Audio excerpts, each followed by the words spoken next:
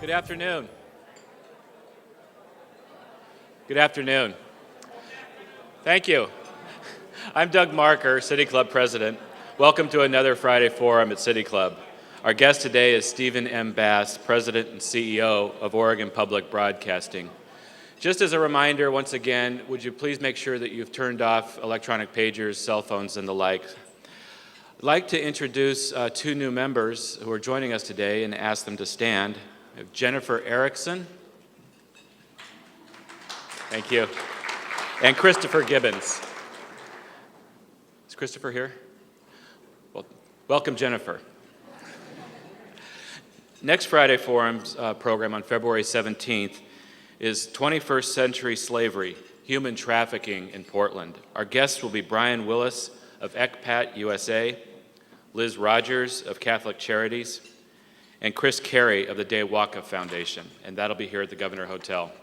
In 2 weeks, on February 24th, the State of the State returns to City Club when Governor Ted Kulongoski addresses citizens across Oregon from our Friday Forum podium. One of the many benefits you have as a City Club membership, of your City Club membership, is that you have the first opportunity to purchase tickets for this event.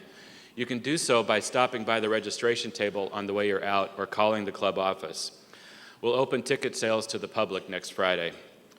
We'll be upstairs in the fourth floor ballroom because we anticipate a larger crowd for that event. And because we expect such a large crowd, we're requiring prepayment. That way we can mail the tickets to you ahead of time and you won't have to wait in line at the registration table. Some member-led programming to note.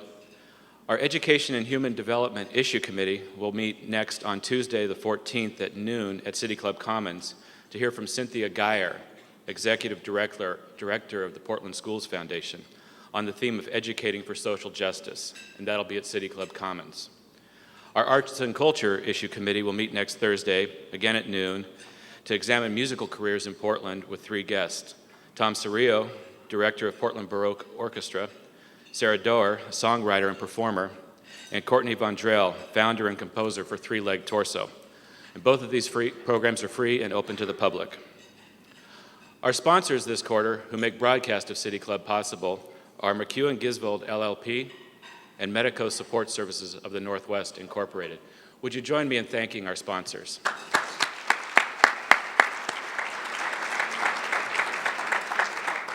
To our program. Today we welcome to Portland a new neighbor and friend. Just over a month ago, Steve Bass moved here from Nashville with his wife Sarah and two daughters, Katie and Caroline, from Nashville to start his new job as president and CEO of Oregon Public Broadcasting. Steve takes the place of Maynard Orme, who's here with us today, who retired in December after 19 years at the helm of OPB. When Steve was hired, Doug Tennell, OPB's board chair, and I talked about how we needed to introduce Steve and City Club to each other. It took us a while to find a Friday that worked, but we were finally able to settle on today. What a coincidence, OPB Pledge Week. So this may be Steve's first opportunity in days to speak publicly without offering a Pyromania glass float for a $150 donation. Steve came to OPB from Nashville Public Television, where he was president and chief executive officer since 1998. Before joining MPT, Steve was manager of television stations for WGBH Boston and vice president and general manager of WGBY Springfield for 7 years. At Nashville Public Television, Steve led the nation's effort to build a strong resume of local, regional, and national production, and served as executive producer of Hank Williams' Honky Tonk Blues and The Carter Family, Will the Circle Be Unbroken? The City Club and OPB have had a programming partnership for many years, so many that we couldn't figure out how long it has been. We're proud that City Club's Friday Forum is Oregon's premier civic event. And OPB carries out our program across the state to all of those who can't be here in person at the Governor Hotel. OPB and the City Club share many common values. Both of us exist to create a public forum for Oregonians. We strive to foster a civil dialogue on the issues of today.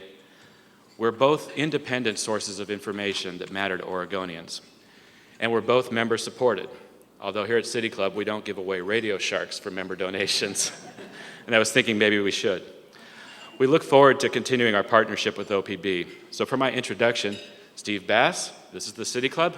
City Club, this is Steve Bass.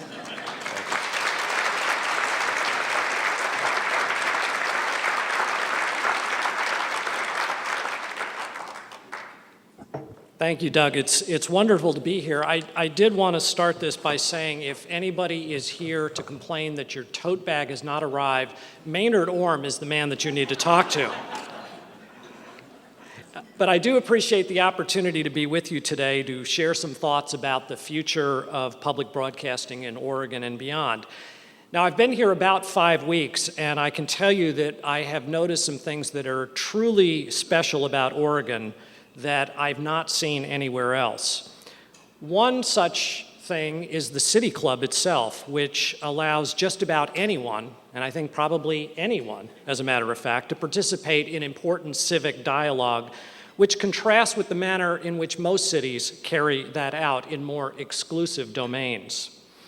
I've also found since I've been here that the interest, use, and support of public broadcasting here is well beyond that of any community that I've lived in, including Boston, Massachusetts. In fact, on one of my first trips here, I rented a car at the airport, and I had to go out with the agent and wander around the car to see if there was any damage. And he had no idea who I was or why I was here, and I pointed out to him that the radio antenna on the car was missing, to which he said, without missing a beat, "Well, that would be terrible because you wouldn't be able to listen to OPB." I thought to myself, I must be in public broadcasting nirvana. And I have found since I've been here that that sort of sentiment is not unusual. Now, in a famous speech about 30 years ago, Newton Minow, who was then the chairman of the FCC in the Kennedy administration, referred to television as a vast wasteland. You probably have heard at least that term, if not the whole speech. In those days, back in the early 60s, he was referring to that vast wasteland because of violent programs like Gunsmoke. Seems pretty tame today, doesn't it? Well, Minow could have been talking about the broader spectrum of media today, television, radio, and even the internet. The vast wasteland of the 60s is vastly different today. Back then, television and radio stations were generally locally owned. The regulation of scarce public airwaves placed both obligations and barriers on broadcasters. Well, the vastness of the information at our disposal is exponentially greater today than it was in the 1960s. We have hundreds of television channels on cable and satellite. We have dozens of local radio stations, and if you choose to subscribe, dozens more on satellite, including any and all of the notorious shock jocks like Howard Stern. And through the internet, we're no longer limited to being able to read only our local newspaper. We can read literally any newspaper, any source, any blog, anywhere in the world. All this choice, however, does present a huge challenge, and that's the challenge of trust. Nearly all of us receive emails many times each day, some of them from friends and family, promoting what I'd term the latest urban myth, whether it be the promise of riches from someone in Nigeria, or one of my favorites, which is about a bill that is supposedly being pushed forth by the US Postal Service that would charge consumers 5 cents for every email that's sent. Now, I thought that was totally bogus, and in fact it was until earlier this week I found out that AOL is looking at doing that, so maybe that's not such a bad idea. But of course, many of these things that were sent have virtually no basis in fact. And today the internet allows anyone, and indeed everyone, to be a publisher, to be an editor, and even to be an expert. They're now online resources and encyclopedias where individuals can post information on any topic. A few weeks ago, I was helping my daughter, who's in 6th grade, work on a school paper, and we happened across a website called FAQfarm.com, and I think FAQ stands for Frequently Asked Questions. So we were looking up information about the causes of World War II.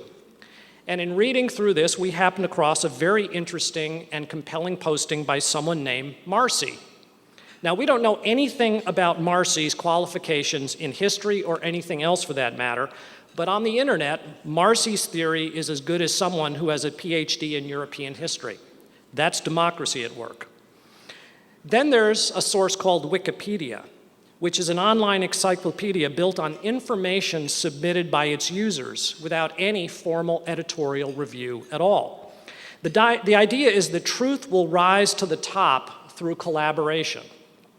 Well, unfortunately, it doesn't always work that way. Recently, a good friend of mine, who's a highly regarded journalist, had information posted about him that was libelous, saying that he was suspected of involvement in the assassinations of John and Robert Kennedy. And it remained there for many months without challenge or correction by the collective wisdom of Wikipedia's users. Now, how many times have we heard something from someone that just doesn't sound right, and then we ask, where'd you hear that? And the answer is, I saw it on the internet. And I think that someday soon, I saw it on the internet could become the catchphrase for the kind of credibility that one finds in the publications at the supermarket checkout aisle. The Weekly World News is one of our favorites. But it's within this vastly changed environment, this information overloaded environment, that OPB exists today, along with all of you. And while that landscape is changing, I'm confident that OPB will continue to adapt and, more importantly, earn the trust of you and so many other Oregonians each and every day. Why is that? Because we have 84 years of experience going back to the very earliest days of electronic media. OPB is one of the oldest broadcasting institutions in the country. It goes all the way back to 1922, when a group of physicists at what was at that point the Oregon Agricultural College, today Oregon State University in Corvallis, put on the air an AM radio station and the frequency of 550, KFDJ AM, one of the earliest radio stations in the country. From there, OPB grew and expanded, went into television, putting on the air the first television station, KOAC TV, in 1957, followed by more radio and television stations throughout the early 60s. Today, more than 1 million people watch OPB's television stations, and more than 380,000 people listen to OPB radio each week.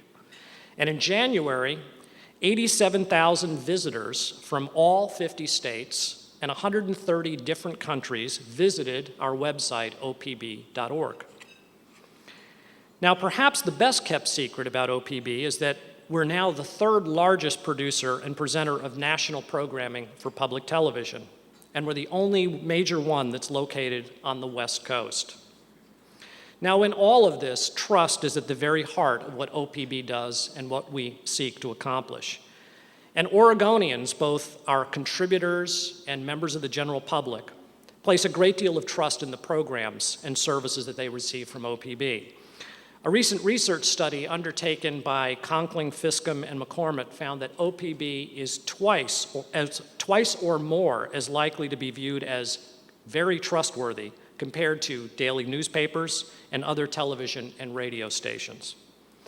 Now, one of the reasons why Oregonians trust OPB is likely due to the long and distinguished history of serving the needs of our state. After all, we started in the 20s providing agricultural information to farmers. How can you go wrong with that? And as I've noticed in Oregon, there appear to be only 2 seasons, so if you say it rains in the winter and it's sunny in the summer, you're on firm ground. But an equal ingredient in that trust is independence and local ownership, something which is much, much rarer in today's world. Today, there are a handful of major corporations that own most of the electronic media properties around the country. Clear Channel owns more than 1,200 radio stations. Viacom CBS controls not just the CBS television network, but Showtime, Paramount Pictures, CBS Radio, UPN, BET, MTV, wait, there's more, VH1, Nickelodeon, Nick at Night, Comedy Central, Country Music Television, Spike TV, and TV Land, one company. General Electric controls NBC, CNBC, MSNBC, Sci-Fi, Telemundo, the USA Network, and Universal Pictures. And that's just today. Who knows what tomorrow will bring?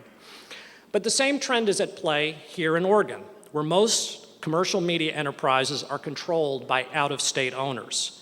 In Oregon and elsewhere, decisions are not made in local communities the way they were when radio and television stations, and newspapers for that matter, were owned by local folks.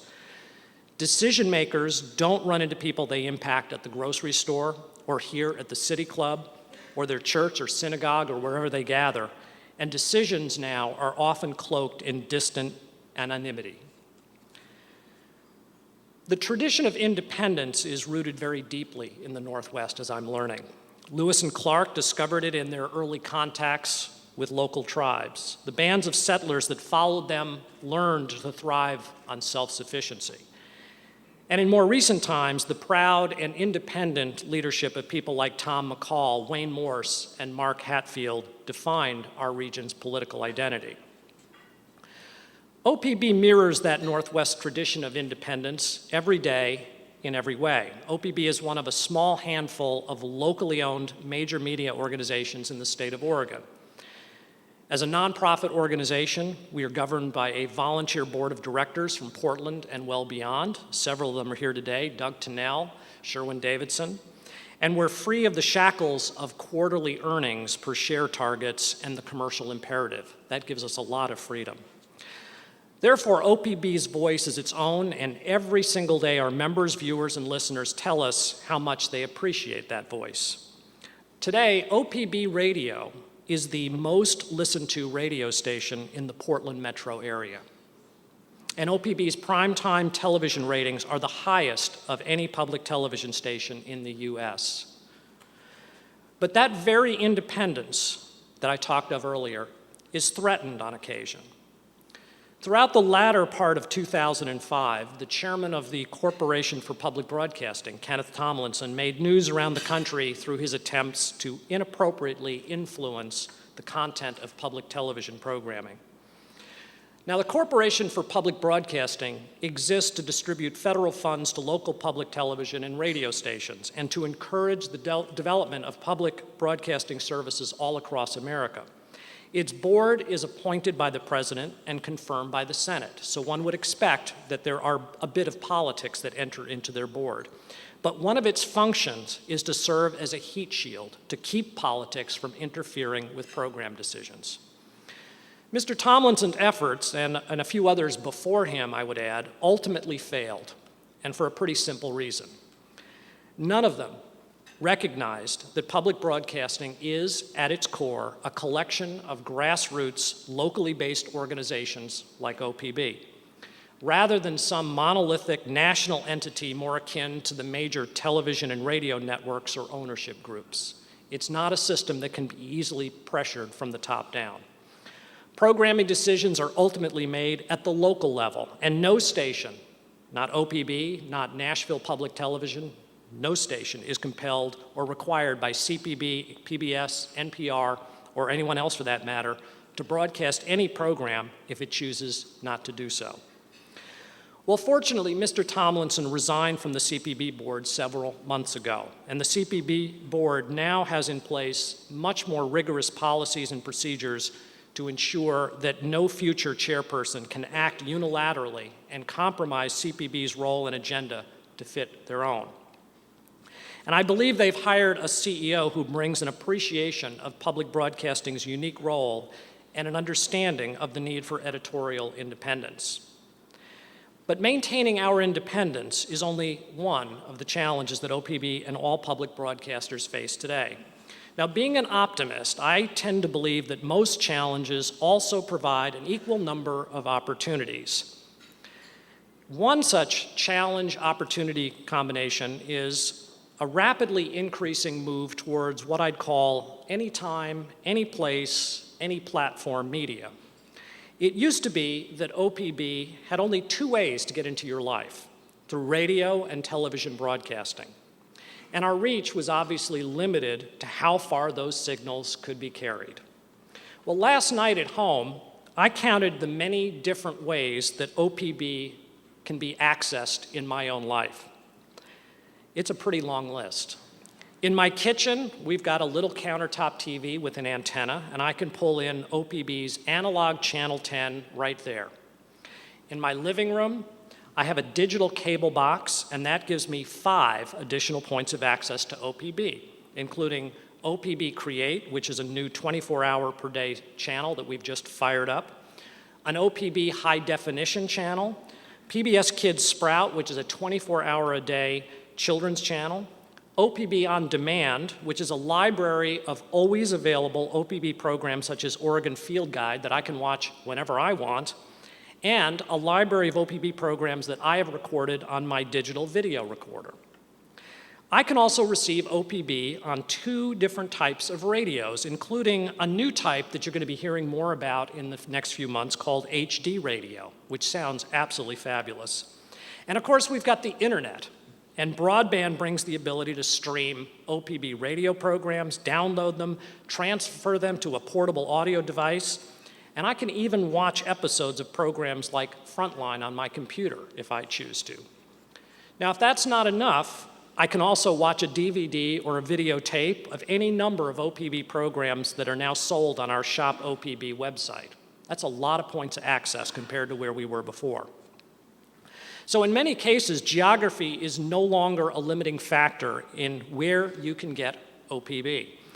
In fact, when I was moving here, I listened to OPB radio online when I was in Tennessee, and I could access opb.org. In fact, I can do so right now on my handheld cell phone device from this very podium if I would choose to do that, but that would be rude.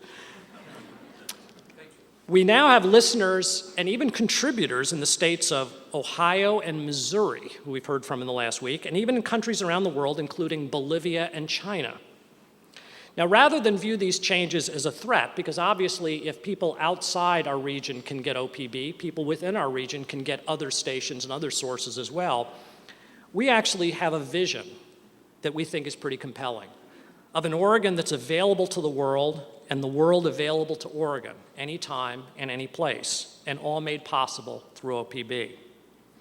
Now, that's a vision that makes each and every day exciting and a big adventure. But of course, the realities of achieving such an exciting vision can quickly crash us back to earth. While we can foresee the possibility of a time in which OPB's audiences receive programming via the new technologies like the internet, the vast majority today use the so-called old technologies of radio and television, and I would submit that they probably will for many years to come.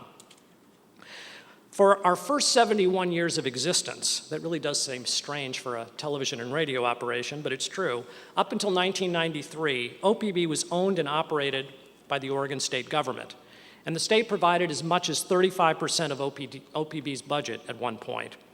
And the policy was to treat public broadcasting in the same manner as things like public education and the state road service, with both universal access and impact that goes far and wide.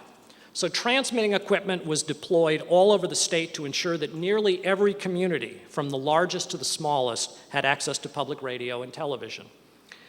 In 1993, under Maynard Orm's leadership, OPB became an independent nonprofit organization. And there was a commitment memorialized by the legislature and signed by the governor to provide ongoing financial support to ensure, quote, the preservation of statewide access to the public broadcasting service, statewide educational and public affairs programming, and broadcast services for the disabled, unquote. Until 2003, OPB received an annual appropriation from the state government equal to about 57 cents per person per year.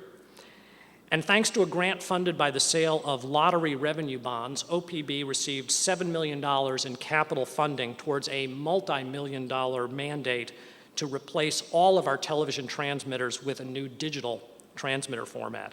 This made a huge difference in our ability to serve all Oregonians, and we all should be grateful for the long-term stewardship of our state government. But in 2003, state government support disappeared and hasn't come back. And whether that's due to a shortage of tax revenues, an overabundance of priorities, as we all hear about, or some change in ideology, the result is still the same. OPB is now significantly stretched financially to maintain these broadcast services in many of Oregon's most remote communities, perhaps the places where needed the most.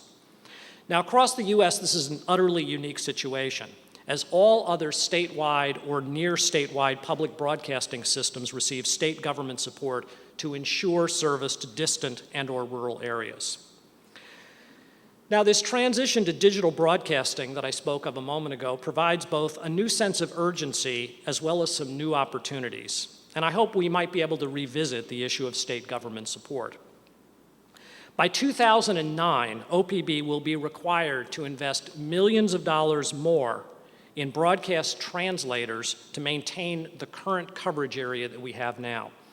Now, translators are low-power television transmitters that are designed to rebroadcast our signal into the numerous nooks and valleys that dot our state.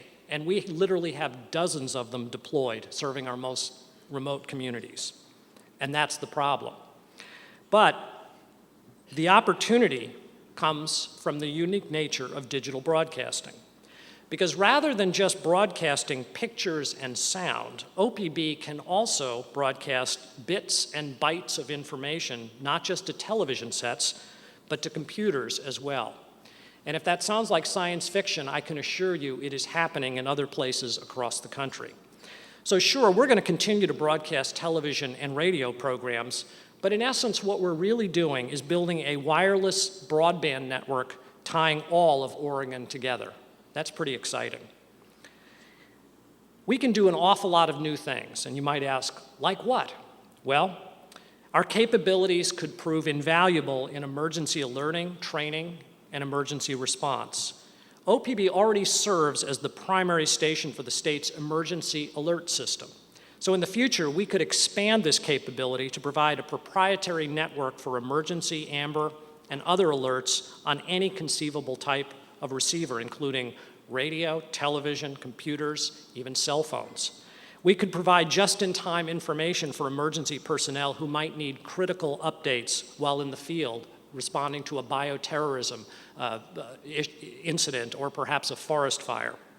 Now, the state of Oregon has already identified such things as being of very high priority. The state's emergency management agency is proposing to build an Oregon wireless information network that will cost literally hundreds of millions of dollars. Workforce training, primary and post-secondary education are also critical in building economic capacity across Oregon, not just in our largest metropolitan area. Making each one of Oregon's communities stronger, more vibrant, and better places to live and work is a very lofty goal, and one that OPB and the state government can together achieve if we find new ways to work together to provide a range of new services while simultaneously protecting the investment in public broadcasting that the state made for over 80 years. And I look forward to that conversation. At this important crossroads for OPB and all of public broadcasting, it's important to remember that it's not just about technology and it's not just about money. It's good programming that's the most important thing of all. As I look toward the future of anywhere, anytime, any platform media, I see OPB reinvesting in its roots of localism. With information available everywhere, our focus on Oregon and its neighbors will be that which differentiates OPB from all other choices on radio, television, the internet, and of course, all of those pathways that haven't even been invented yet. Now, we're starting down this path this very week with an intensive focus on the issue of methamphetamine. It's a problem where, unfortunately, Oregon has been leading the nation, as we know. Since last spring, OPB and the Oregonian have been producing a documentary for the PBS Frontline series to examine the meth crisis in and beyond Oregon. The documentary was inspired by a series of articles by award-winning Oregonian reporter Steve Suo that I'm sure many of you have read over the last few years. The Frontline documentary, The Meth Epidemic, produced by OPB, will air next Tuesday, February 14th at 9 p.m., both here and nationally on other PBS stations. Immediately following it at 10 o'clock, OPB's Colin Fogarty will host Meth, the Oregon Front, a roundtable discussion about Oregon's unique role in the meth crisis. And then we're going to repeat both programs again on Thursday, February 16th at 9, in case you're going to be out for Valentine's Day. And we're going to schedule it several times in our overnight broadcast schedule, so you'll be sure not to miss it. But we're also harnessing all of our resources on the radio and the internet to maximize the attention to the problem of meth. All this week, OPB Radio has aired commentaries from various experts on the domino of disasters caused by meth. As just one example, the majority of property crimes and a large portion of foster child care are caused by meth addiction. This afternoon at 4:30 on OPB Radio, Christy George will host a special Oregon territory devoted entirely to Oregon's meth crisis.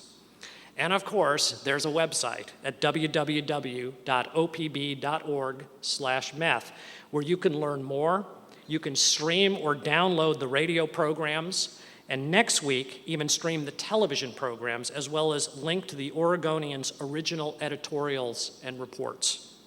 Now, we see this effort as just a start, and there's more that we think we can do within the state.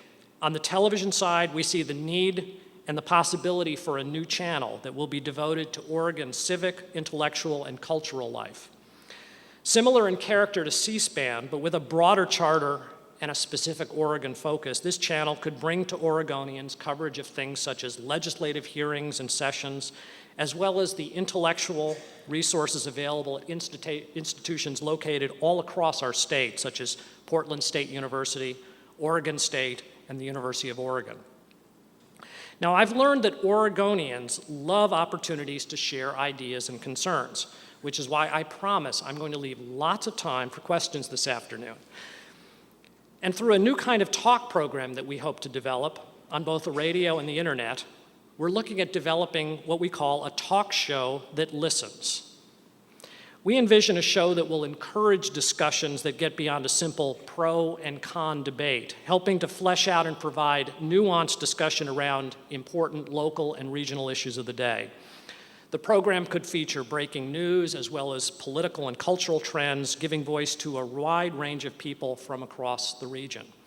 And with the web, podcasting, which is downloading audio content to those little devices that everybody seems permanently attached to, and messaging technology, we think that there are new ways to involve people in these important conversations.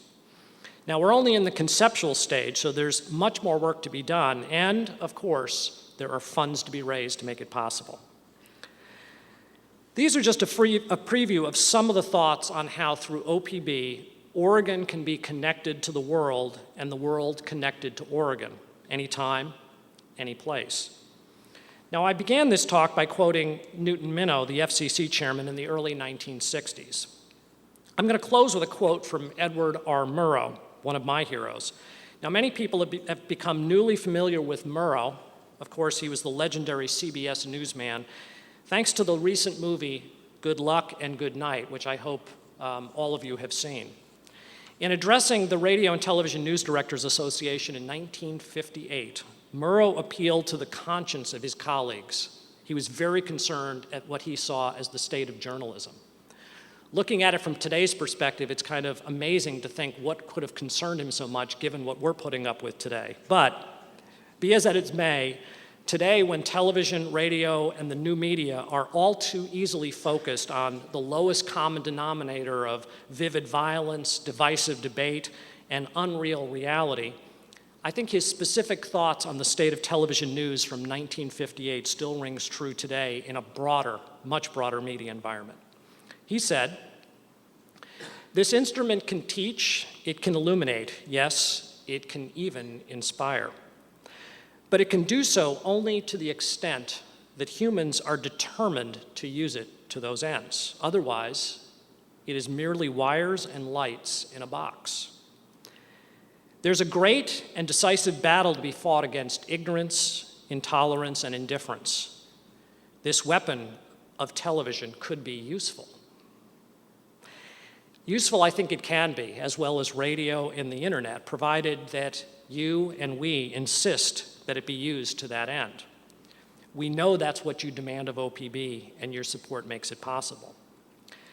In my short time here, I've learned that the Northwest is it's a land of imagination where curiosity inspires innovation and the spirit of independence guides both actions and ideas. Oregon's more than a place. It has a unique culture of engagement and individual empowerment. As the tourism slogan says, we're dreamers. Perhaps mostly in that we believe that we can actually change the world. And who knows, maybe we can. As information becomes more distant, disjointed, and diffused, a trusted source will be ever more essential to keeping alive our dreams of improving our community, our state, our country, and the world. My commitment to you is for OPB to be that trusted source, giving voice to the community, connecting Oregon and its neighbors, and illuminating a wider world. Thank you very much for your attention.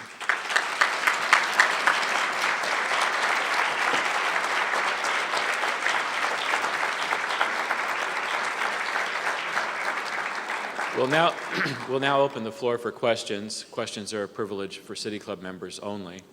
Our first question will come from Chris Smith, our board host.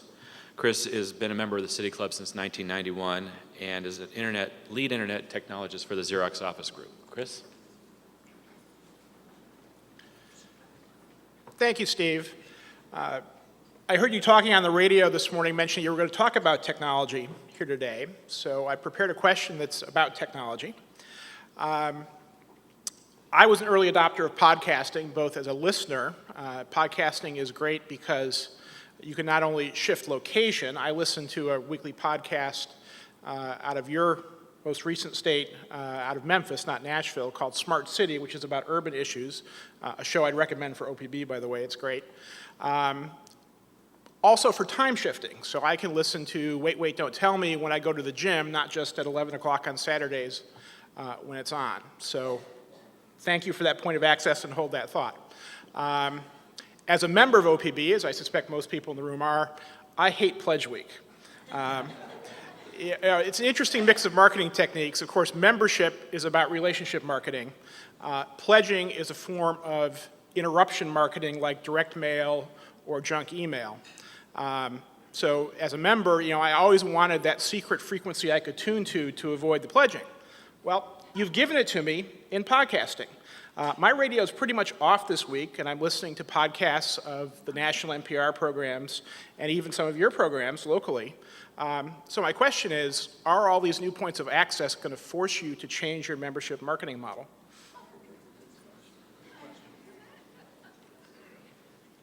That's a great question, Chris. I think it's broader than just the membership marketing model. I think that as technology changes, it is forcing public broadcasters, as everybody else, to confront the realities of this new environment.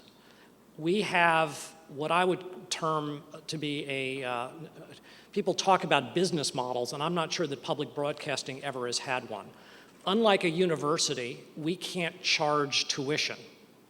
Unlike a symphony orchestra, we can't charge admission. Our role is to put programming out there and hope that people value it enough to voluntarily contribute. We also have a number of regulatory constraints there, and I'll just talk about one.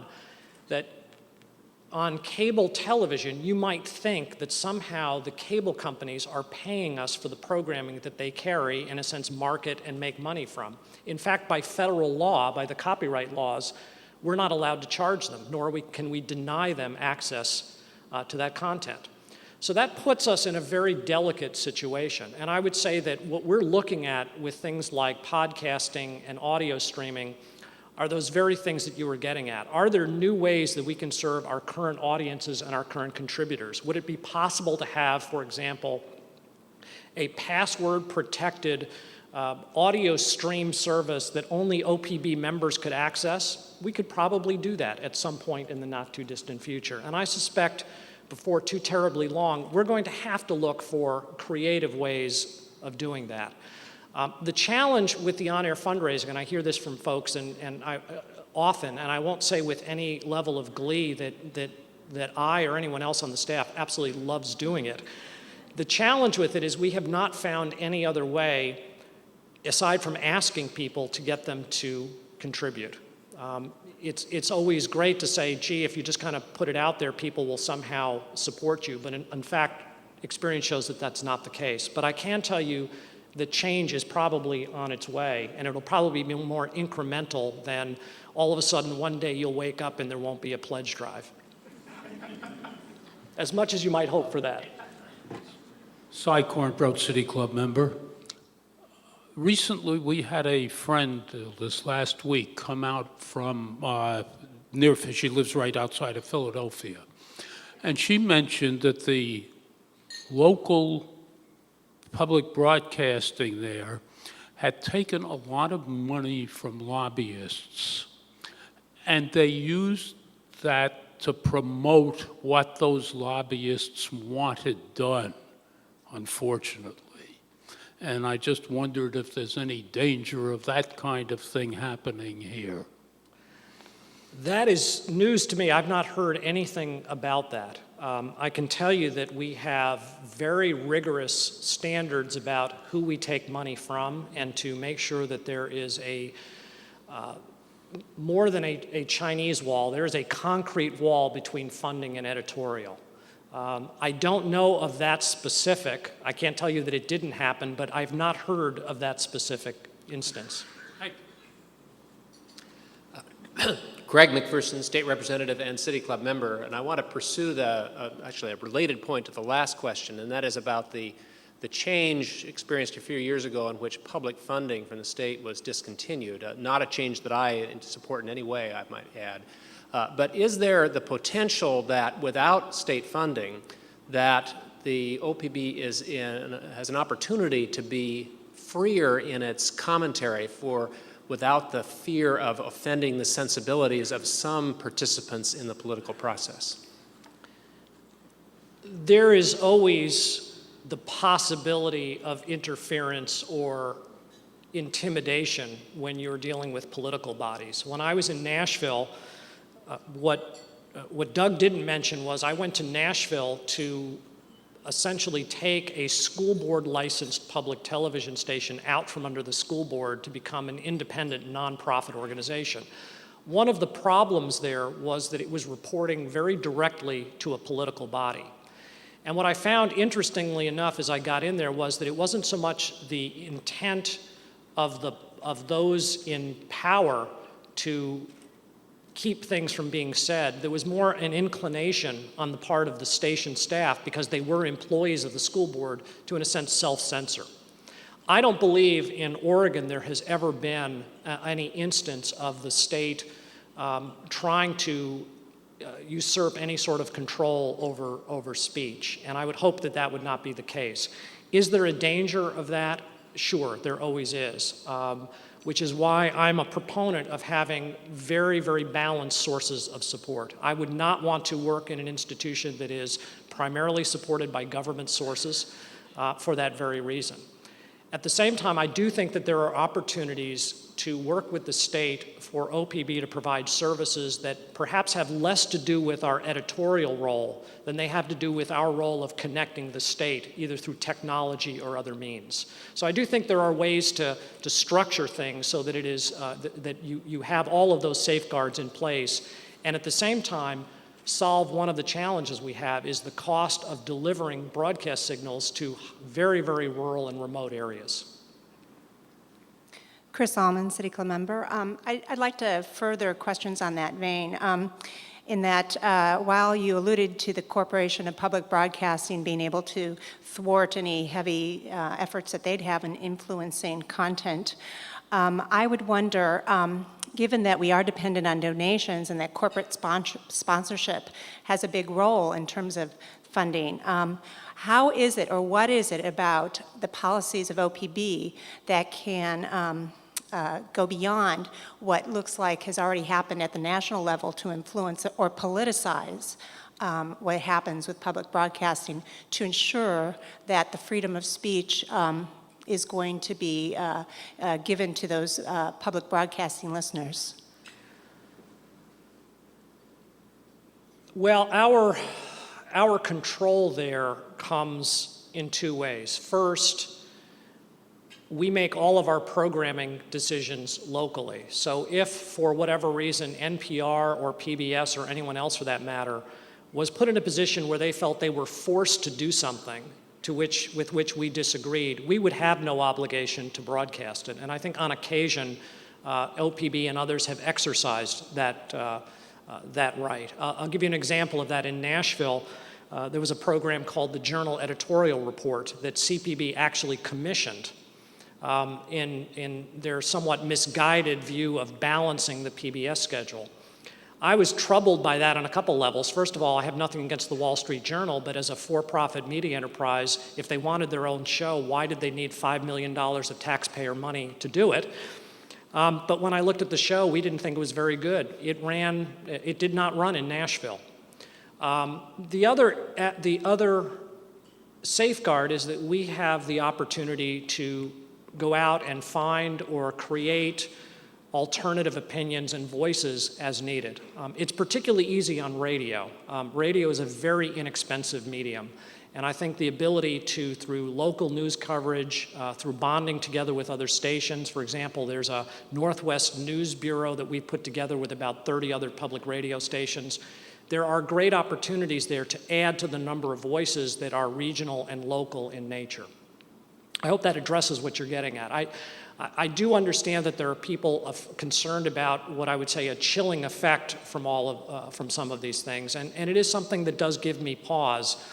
But I can tell you that in working through the issues with the Corporation for Public Broadcasting, Maynard and I and our colleagues have been pretty resolute in putting a stop to it, and we will. Melody Rose, City Club member. I want to ask something that dovetails to some degree with the previous two questions. You know, I'm a liberal listener in a liberal city, but we live in a larger context than this place. And as a parent of several children who watch your children's programming, my curiosity is piqued by concerns over things like Buster or Bert and Ernie's sexual orientation. And in the context, that larger context of your programming, I wonder, how do you respond to the charge that your programming is biased toward the liberal end of the political ideological spectrum? Well, first I'd say that Bert and Ernie's sexual orientation is another creature of the internet. There's no truth to that. The way I would respond to that is through the extensive public opinion surveying that's been done. And I think that the best way to seek if there is a bias in our programming is to ask people. And essentially, if you ask listeners and viewers, they don't sense any bias there. They see a range of opinions, they see balanced reporting, and those that do see or perceive some sort of bias, it's about equal on both ends of the spectrum. Some saying you're too liberal, some saying you're too conservative. I do think that we are caught up in what I would say is perhaps a time of large distrust of media enterprises. There is a significant blurring of opinion from reporting. You have institutions like Fox News that have brilliantly grabbed the slogan fair and balanced to define the middle ground. And it's great marketing, but I don't find much in terms of an argument of a systematic bias. Could somebody make an argument that one program or one report? Well, sure. That's in fact why PBS and CPB both have ombudsmen to address those sorts of things. Hi, my name is Gavin White. I'm a City Club member. I'm also the chair of the Multnomah County Democratic Party. I ought to say, for the sake of the City Club and also OPB, neither endorse or support any party or candidate. The first several questions today have dealt with financing of public broadcasting. There are models in the world, the Canadian Broadcasting Corporation, the BBC, in which it seems to work fairly well to have a publicly funded broadcast system. You seem to think, or I interpret from your earlier comments that you think that this wouldn't work so well here. Why not? And if I'm wrong, what could we do to get that put together? It's a great question. I tend to be on these issues more of a realist than an idealist. And I think part of the reason it works in other parts of the world is because there are decades-long traditions of it working. The BBC was founded on a model of monopoly, essentially, where the government was going to take the airwaves and monopolize them for public service use because they realized if they allowed parts of it to go out to the marketplace, the system would crumble. They then charged consumers a license fee that would fund that. As a result, I think that there is a tremendous amount of money in organizations like the BBC, but to some degree, some consumer distrust. And as those markets have been opened up, they face a competitive threat that they've never been able to deal with, that they've never dealt with before. The United States has never had that kind of a cultural policy, neither in public broadcasting or anything else. Would it be advantageous if that happened today? Well, it may very well be. The challenge, though, is one of a political one. And as I deal with members of Congress, and of course, I'm from, in my last job, what's known as a red state. I had conservative Republicans and probably conservative Democrats, and that's about the broadest spectrum that I would get. But even there, what I found was that there was disagreement between them, between the manner in which public broadcasting should be funded. I had a conservative Republican member of Congress who was, in her view, extraordinarily supportive of public broadcasting, even though she would not vote for funding for it. But her view was that there should be a model developed in which public broadcasting didn't need to receive federal funding, but would be more free from regulation to go seek sources of revenue. You then would go deal with others on the other side of the political spectrum who felt as though public broadcasting should have a lot more federal funding and have no freedom to seek other sources of revenue. And what I have found over the years is inevitably we get the worst of both worlds. We get all the regulation of one side and none of the money from the other side. So you're always in this straitjacket. So it's kind of from that perspective of realpolitik that I say, I'm not sure we can get there. I do think it's important that before too long, we engage in a conversation about what is the future of public broadcasting and what is going to be the role of government funding in its future, and how are we going to fund this enterprise? Because as Chris pointed out in his first question, the world is changing, and we're going to have to change with it. Thank you. Chris Gibbons, New City Club member. And Doug, I'm sorry I didn't stand up when you called my name earlier, but only my mother calls me Christopher anymore, and it just didn't register. Welcome to our fair city. My question is, as many of these others, related to funding issues. And as we look at the pullback of public funding for public broadcasting in general across the country, when we look ahead to new generations of people who may or may not be partaking in that media source, how do we keep it relevant as a public entity, as a civically engaged part of our broader community, if it becomes something separate than public? Does that make any sense? Yeah, absolutely. Okay. That is the challenge in a nutshell. Some of that, I think, in terms of the services that younger people are looking for, many of those services are existing now in that kind of developing realm between television, radio, and the internet. We're starting to see, if we were to look at our television audiences, they tend to be older, our radio audiences tend to be less older, and our internet audience tend to be even less older, which is to say younger, older, and a lot older. But it's interesting that they're all within the tent, and what we may find is that younger people will still find value in things like Frontline, but for whatever reason may prefer to download that to an iPod and watch it while they're on the TriMet. That's one of the that's the service challenge. The funding challenge becomes more difficult because I think the crossroads where public broadcasting is going to be is whether it's going to take the road towards less regulation and greater commercial opportunity, whatever that means, or greater subsidies or trust funds or fundraising and remain on a public service mission. And the other thing is in these new technology areas, all of that is blending a little bit. It's not quite as stark a choice as it was in the past.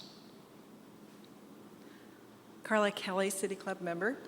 I am an avid listener to the radio programs, and I want to ask not about technology, but about programming. Two things. Many of my favorite programs have been on for a very long time. I think it's quite wonderful that they stay fresh, but I wonder if you could talk about anything that we might have to look forward to in the way of new programming. And also, I wonder if you could talk a little bit about whether, under your leadership, Oregon Public Broadcasting is going to keep the current balance between talk and music, or whether that might see some shift in the future. In terms of new programming, there are new things out there all the time, some of which, or many of which, come from other sources. I can't tell you anything that I see over the horizon, and radio was not my beat when I was in Nashville, so I'm just kind of, I'm at a bit more of a disadvantage looking over the curve of the earth there. As I talked about before, we are very interested in developing some sort of a local talk show that listens, that we're playing with. We really think that that is a service that could uniquely move forward our commitment to this community, because as this forum demonstrates, people want to talk about issues. They don't want to just hear about issues, and I'm very excited about the possibility of doing that.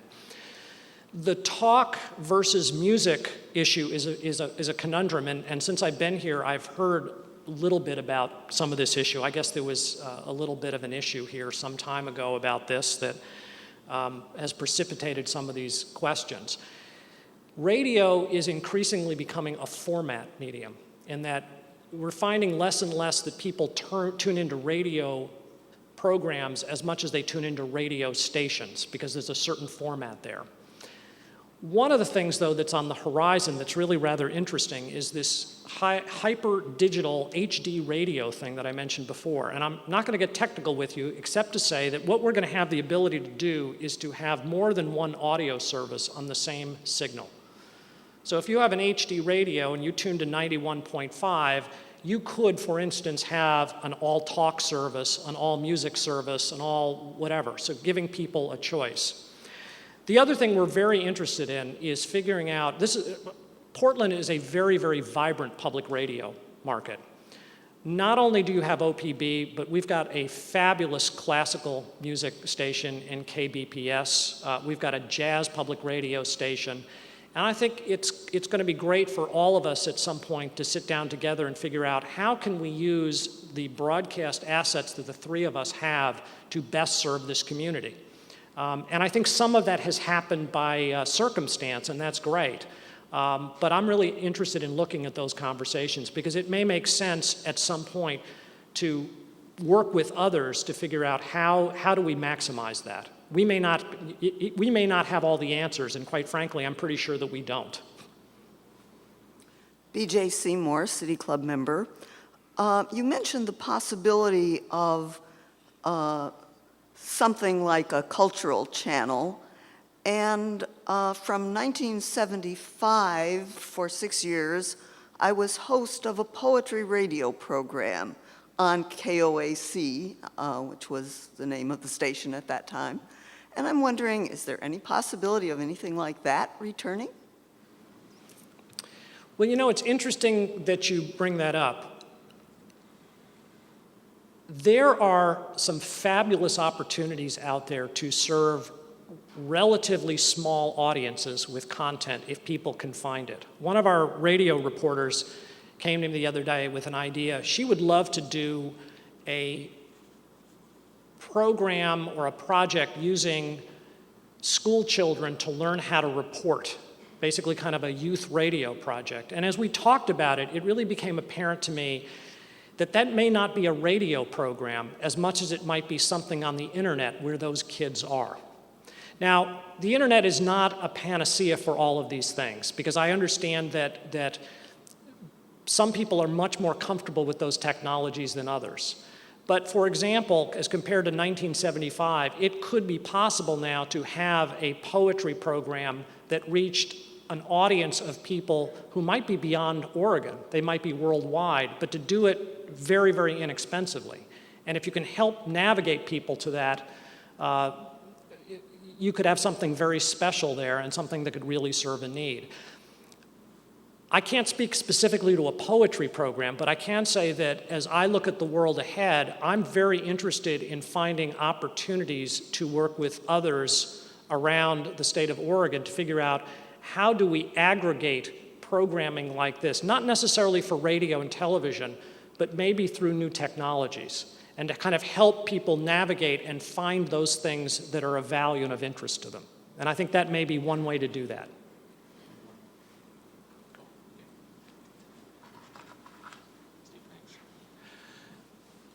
Steve, thanks very much. It's been a fascinating program, and we look forward to a long partnership with you.